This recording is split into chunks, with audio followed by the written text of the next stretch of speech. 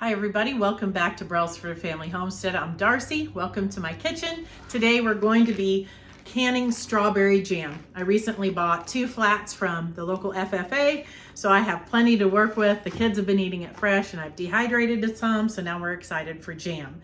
I will show you all of the things that you will need. I am going to be using this recipe from the National Center for Food Preservation. I will link that below. And the reason I am choosing this one is it does give the option for half pints or pints, and I really want to have the bigger jars, so that's why I'm following this one. There's also some good recipes in here with variations like vanilla strawberry and all that in my favorite canning book, linked below. So what you will need, obviously your recipe, you're going to need approximately 5 pounds of strawberries, but we will measure that out for sure. For this recipe, 8 cups of sugar. You'll need some clean rings, washed lids, pectin, a funnel, a masher, because you will be mashing the strawberries, something to core them with. I like this little core here, super easy, and these are inexpensive. Something to measure the head space, something to debubble, and a jar lifter. You will also need, here it is, a stainless steel pot and a hot bath canner and your jars of choice. My jars are inside to keep them hot. The next thing we're gonna do is to take the tops off of these strawberries. After that, I'm going to wash them and I am going to chop them. You don't have to, but if you want smaller chunks of strawberry in your jam versus like whole pieces, you can chop them first, so then when you crush them, they are smaller. So what I like to do is use one of these, and you just, easy peasy. If you don't have one of those, which I got this one at Rural King, I think, for under $2, you can just use a small like paring knife or something. Same thing. I have seen some people use like a straw, but that takes more of the strawberry out, in my opinion, because it goes through the entire thing. So I'm gonna go through and take the stems off of all 5 pounds of these, and then I'll wash them and bring you back.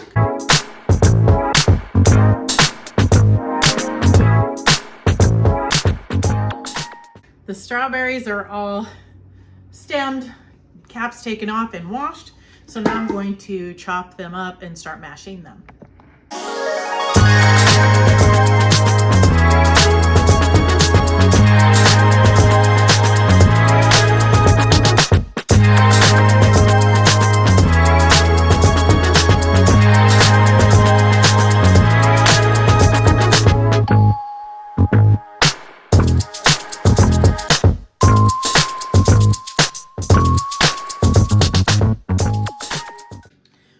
Working in smaller batches here, mashing this up until we get to 5.5 cups.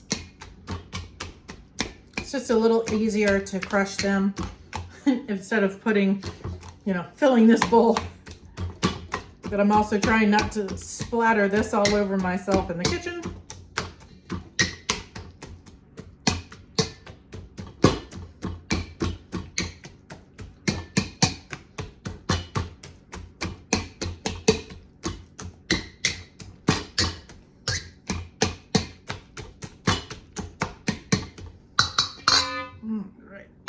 This with what I already have.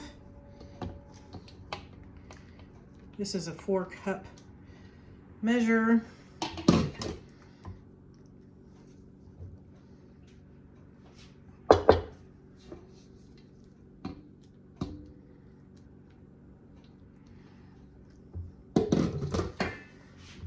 All right, I'm gonna go ahead and put this in the pot, and then we'll get 1.5 more cups. Before I dump that in there, I thought I should give you a close-up look. So it's kind of juicy, they're crushed up, but not like pulverized. They will get softer when we cook them down. I've got my last 1.5 cups, so I'm going to add that to my pot. And then we're going to add all of the pectin that it calls for. I've already measured it out in here. Once this comes to a boil, we'll add all of the sugar all at once and then we'll bring it back up to a hard boil and let it boil for 1 minute, and then we'll be ready to start putting it in jars. All at one time.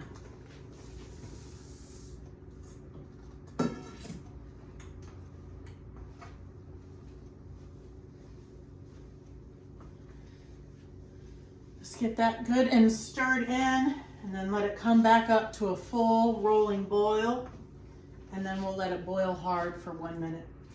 Just be super careful of the splattering or anything dripping off of your utensils. I know from experience, I was making peach jam one time, and somehow I tipped the ladle or the spoon up, and it went right down my wrist. Oh, it hurt so bad.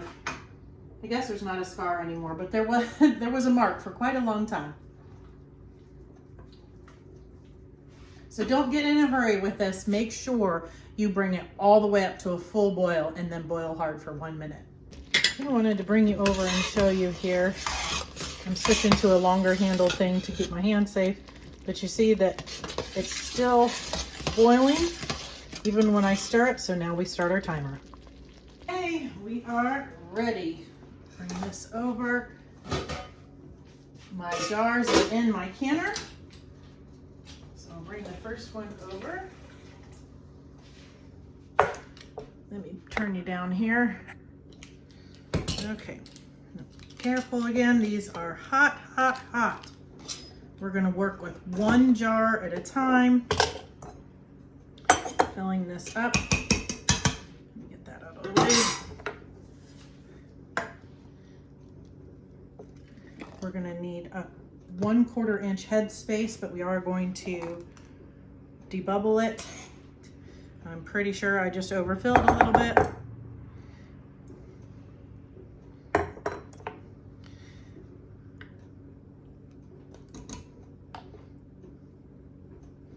All right, let's see here. Now, if you don't want it as chunky as you see this looking, you can chop it finer, but you can't use like a blender or a food processor or anything like that, because that changes the consistency, and it is not considered a safe canning practice. So if you want it with less chunky pieces, just dice it up finer before you start the cooking process.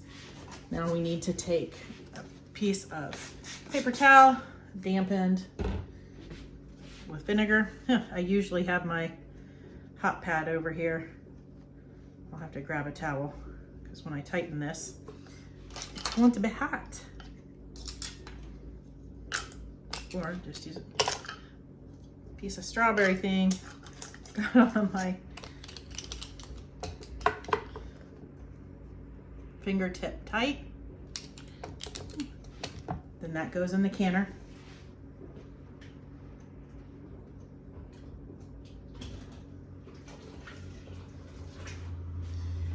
And we'll go through until all of this is jarred up. I do have 1 1/2 pint in there hot, so that if I have a small amount, I can put that in there. This recipe has the same timing for pints or 1/2 pints, so I'm not concerned about that.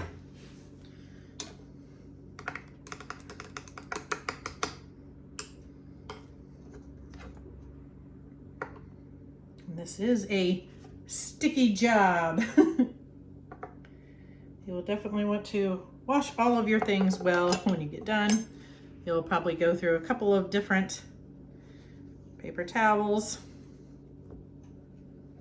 but nothing beats homemade jam.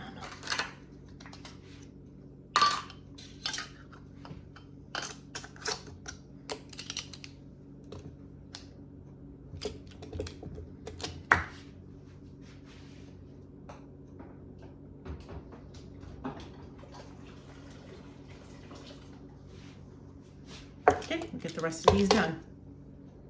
All right, I got 5 pints in the canner, so I'm gonna put the lid on and turn that all the way up, get it to a full rolling boil, and then it only processes for 5 minutes for my elevation. I would recommend Googling your property's elevation to see for sure your timing for canning. So 5 minutes is all that is this. When it's done, I will take the lid, turn the heat off, take the lid off, let it sit for 5 minutes, and then we'll pull them out. And you'll see how beautiful they are. I thought I'd show you. There's just a little bit left. So,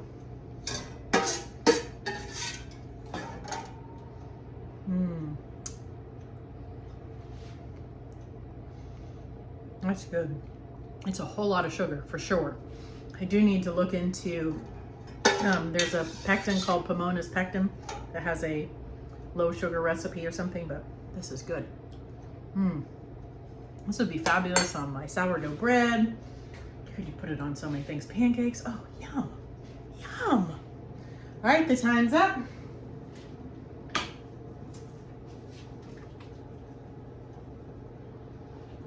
We'll let that sit for 5 more minutes. The timer's up. Let's take them out.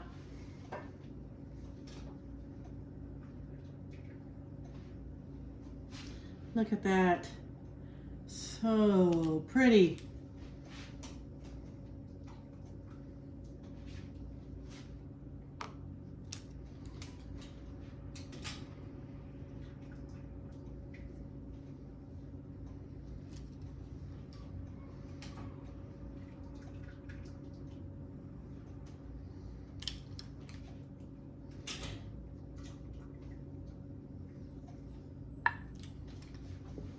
I hope this has encouraged you to give canning jam a try, or canning in general. It truly is much easier than it seems, and it is so good, so much better than anything you could buy in the store.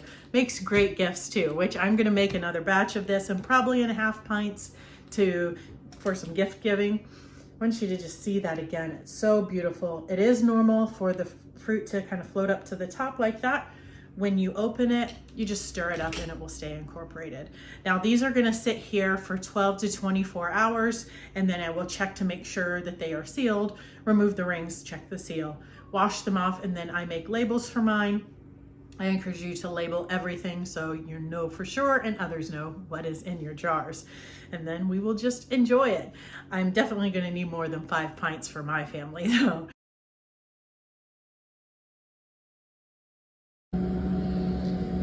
My second batch, I chopped the strawberries up much finer just to see what I would prefer. So you can do that. You just can't use like a blender or food processor.